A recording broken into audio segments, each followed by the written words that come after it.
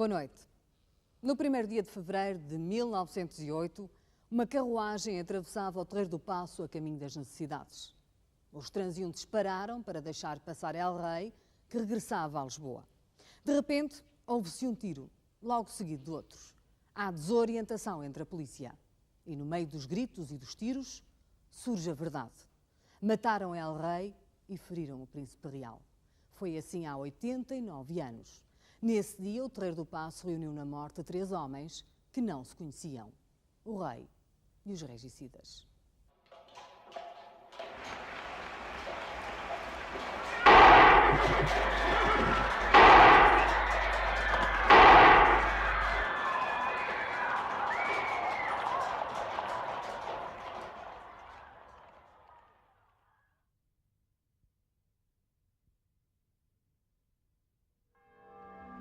O Terreiro do Paço é a sala de visitas de Vila Viçosa. A dominar todo o espaço, a estátua equestre de Dom João IV, Senhor da Terra, Duque de Bragança e iniciador da 4ª dinastia que reinou em Portugal. Por esta porta, todos os anos entram centenas de turistas para visitar o palácio, hoje Monumento Nacional. Foi também daqui que um dia partiu o rei Dom Carlos, para não mais voltar. Vila Viçosa era um dos palácios preferidos. Apesar das pequenas alterações, ainda se mantém tal como deixou Dom Carlos. A ala do jardim dá para os quartos. Aqui dormiu o rei a sua última noite em 1908. Uma noite agitada, segundo os testemunhos, já que as notícias que chegavam de Lisboa eram alarmantes. Quase intacto o guarda-roupa do monarca. Fardas de gala, muitas delas oferecidas por soberanos estrangeiros que visitaram Portugal. Entre as prendas, um conjunto de oficial superior do exército inglês.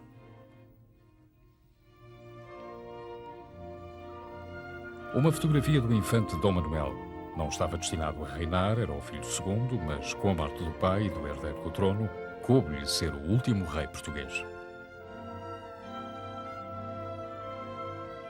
O quarto da rainha Dona Amélia, a francesa, como lhe chamava a sogra, a rainha Maria Pia. Amélia de Orleans, Bragança pelo casamento. Foi a última soberana. Depois do regicídio, recusou-se a voltar a Vila Viçosa.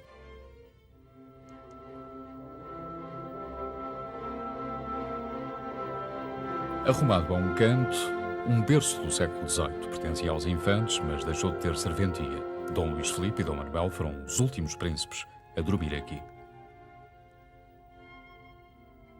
Apesar de não ser um palácio luxuoso, para a época e para o estatuto do soberano, Vila Viçosa era um lugar de eleição para a família real portuguesa. Aqui se refugiava o rei para caçar e para pensar.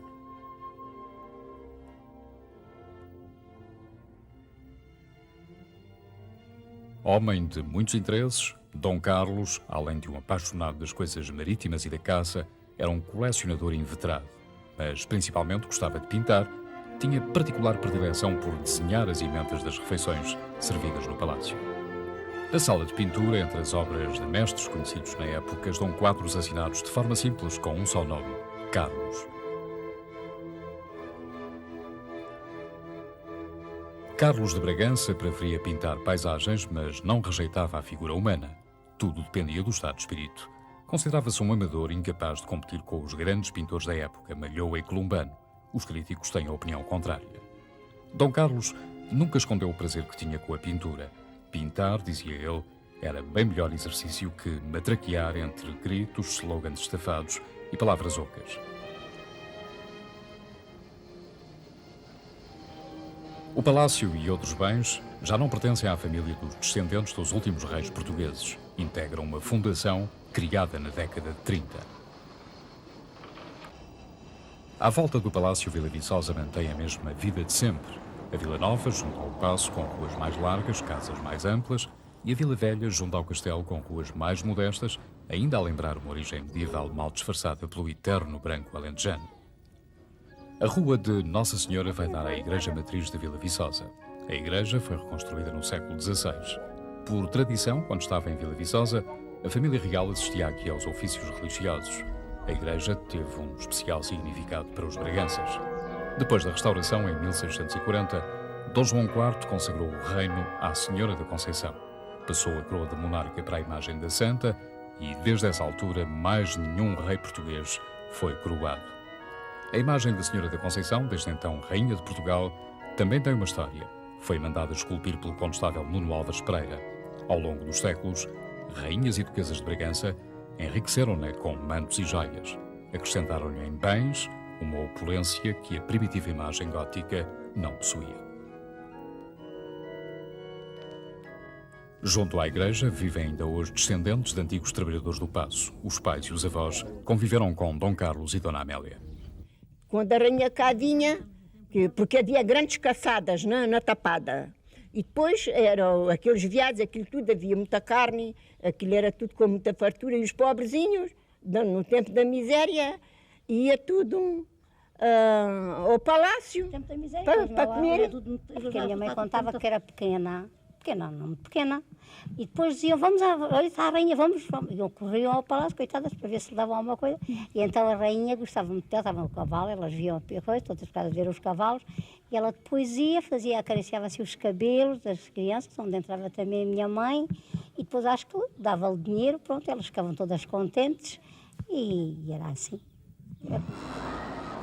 Mas ninguém se lembra tão bem do rei e da rainha como o Sr. Edmundo. Aos 102 anos e com uma memória prodigiosa, Edmundo Alegrias é tido como o habitante mais antigo de Vila Viçosa. Aos 14 anos já batia caça para o rei.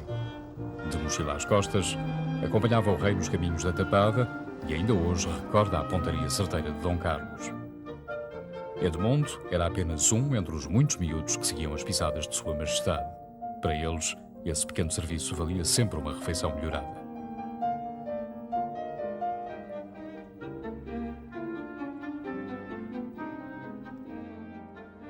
A gente é que batia a caça.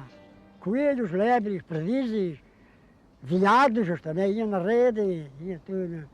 E o rei Dom Carlos era muito bom caçador, não era? O rei Dom Carlos, lá embaixo no paço, chamou o Zé Balroado e mandou-lhe pôr um charuto na boca e mandou a manhã bem manhadinho, está quieto, lá foi o charuto embora. Lá foi o charuto embora aqui da boca. E a gente começava a dizer, olha, nunca matou! Eu e meus companheiros, olha, nunca matou coisa. Atenderam um tiro na cabeça e nunca matou. O tiro não foi na cabeça, o tiro foi no charuto. Lembro muito bem da rainha Dona Amélia, lembro muito bem do rei Dom Carlos, lembro de Dom Manuel e de Dom Filipe. Era bonita a rainha Dona Amélia? Era uma senhora alta, com um fato, de casaco. Ela ia para aquela rua acima e andávamos todos atrás dela com as bostas. Chegava ali à feira, comprava eu quero uma navalha, eu quero uma gaita, eu quero um xixiu, eu quero uma pilota. Comprava ali para tudo. Minha bela senhora.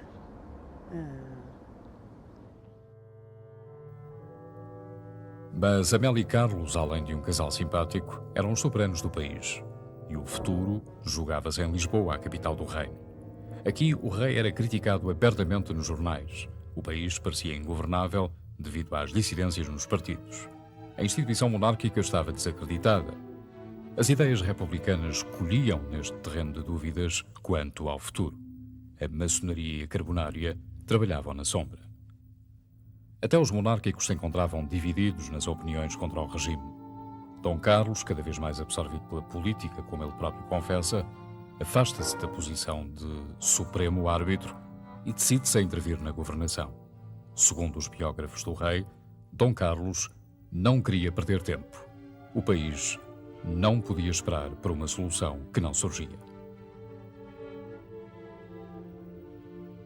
O rei Dom Carlos estava muito preocupado e o que, efetivamente, o grande erro do rei Dom Carlos foi ter-se preocupado tanto que interveio na governação.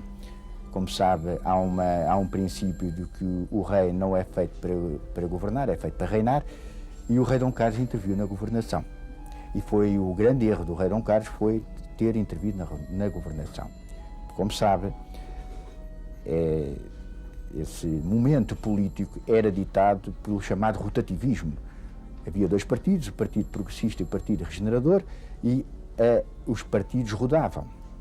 Depois de um determinado tempo do Partido Regenerador, vinha o Partido Progressista e assim sucessivamente. O que acontece é que nem um nem outro, nem o sistema funcionou. Até que o rei Dom Carlos resolveu cortar o mal para a raiz e aí foi o grande erro. A crise herdada dos últimos anos avoluma-se e põe em causa o constitucionalismo rotativo. Nas ruas, protestam os operários e os estudantes. Os manifestantes são chacinados pela polícia. Os tumultos alternam com os rebentamentos de bombas. Aponta-se o dedo à Carbonária, uma associação secreta com membros dispostos a tudo. Em 1907, o rei dissolve as cortes e começa a ditadura de João Franco. Olha, João, chegassem republicanos ao poder e teriam que recorrer à ditadura. Pois bem, se qualquer governo tem de ousar e sem governo não se passa, ninguém com mais direito a fazê-lo do que tu. Eu dar-te-ei todo o meu apoio. Estimulado pelo apoio do rei, João Franco iniciou uma campanha de perseguições a republicanos e a monárquicos não afetos a Dom Carlos. Limita a liberdade de imprensa, de associação e de reunião. Em janeiro de 1908, há uma tentativa revolucionária para depor João Franco. É malograda e o ditador reforça poderes. Manuel dos Reis da Silva Buissa não nasceu no berço de um palácio, mas nas terras agrestes de Trás-os-Montes. Nesses meados do século passado, muita gente vivia e morria sem nunca ter saído da aldeia. Boçoais, no concelho de Alpassos, era um fim do mundo. Ainda hoje está fora de mão. A terra está meia deserta. Quem trabalha vive do campo e, tal como outrora, todos se conhecem. As casas, as poucas habitadas, são de pedra, mas uma grande parte está a cair por falta de quem as habite. À palavra Buissa levantam-se os ouvidos. Os moradores sabem que aqui nasceu um dos matadores do rei. Ouviram os pais falar do assunto. Agora, parentes do Buissa, é que já não há nenhuns aqui, ainda que distantes. Mas a história do homem, mesmo que não fosse por causa do regicídio, haveria de ficar lembrada na aldeia. A mãe, que era chamada Maria Barrosa.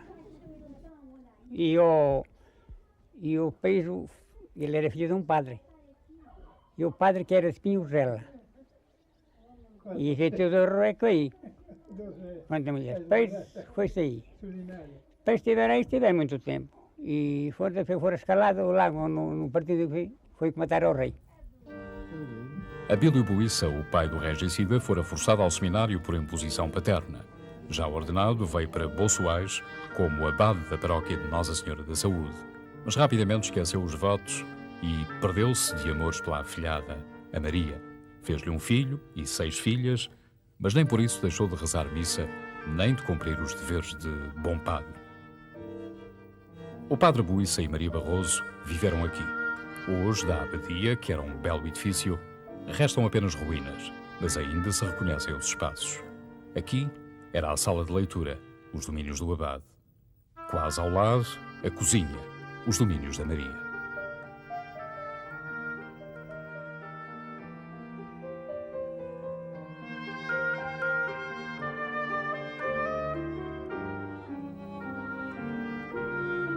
Tinham um filho 4 anos, deixaram a terra.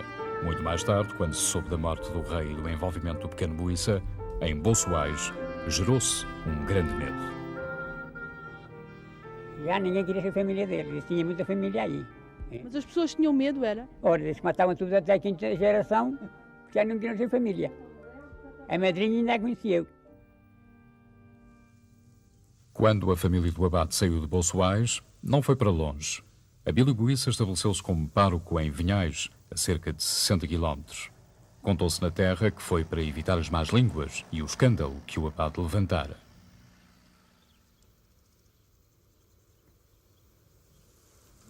Foi aqui em Vinhais que o menino Manuel cresceu, fez a instrução primária e de onde um dia partiu para Lisboa. Diz-se que o Buissa era um aluno aplicado. A notícia do regicídio fez a população de Vinhais tomar partido.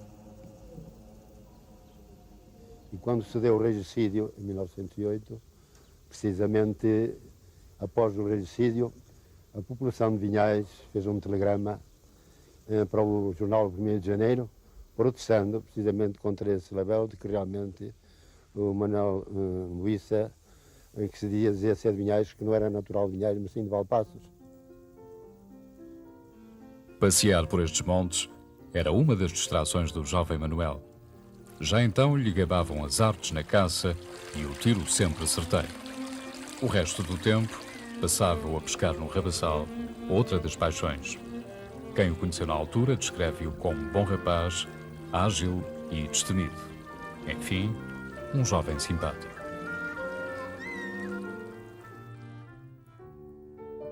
Manuel Buíça conheceu Alfredo Costa numa reunião política em Lisboa. Alfredo era alentejano da aldeia de Casével, perto de Castro Verde. Mas aqui, pouca coisa recorda o segundo ator no regicídio. Partiu pequeno com um tio para Lisboa.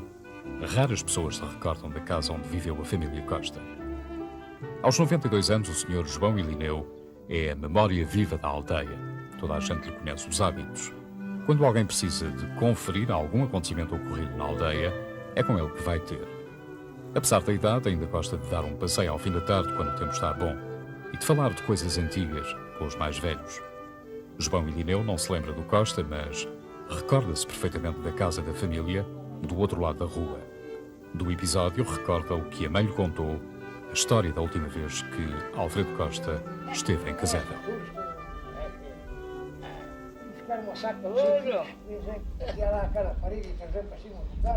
Você hoje já não pode, mas já trabalhou. Até demais. Agora, eles muitos vão contar. Não acredito. Passou nesse tempo, não acredito. Agora, até mais. Vou dar uma passeadeira para outra vez confessamos. Pois, é claro.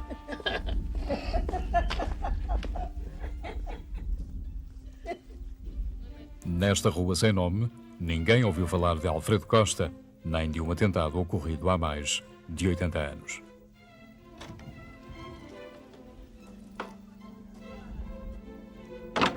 A casa da família Costa ficava no número 15.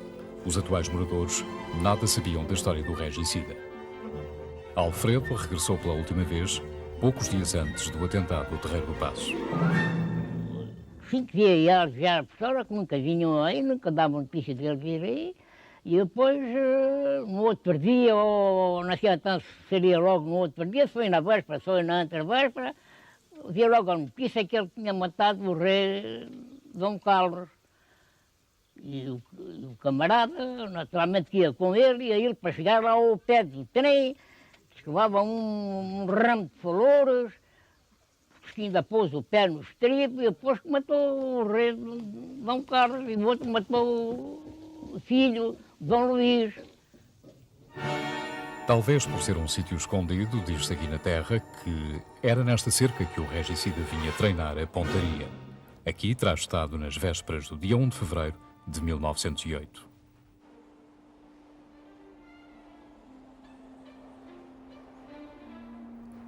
Espalhados pelo Alentejo, ainda vivem alguns parentes do regicida. Em Rio de Moinhos mora o António Costa. Tem 78 anos e um grande orgulho na criação. Ei!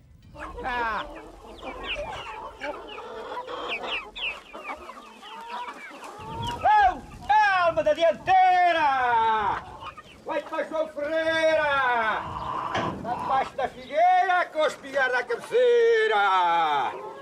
Quando nós éramos vivos, comíamos estes figos. Agora já somos mortos, nem destes nem do outro. Ó mulher, abre-me a força, cada diabo naquela horta. Ó mulher, abre-me a força, cada diabo naquela horta. Primo em segundo grau de Alfredo Costa, o Sr. António arrisca-se a explicar as razões do regicídio.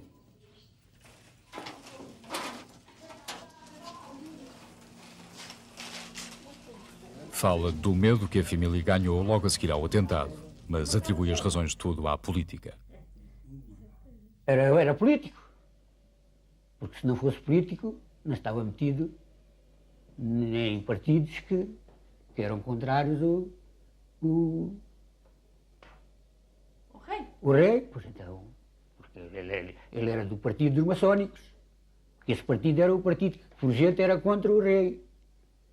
o partido do rei eram os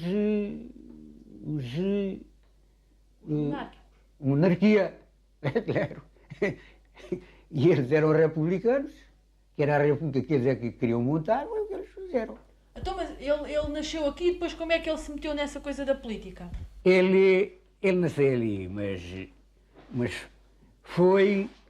tinha um tio que montou lá um armazém de fazendas.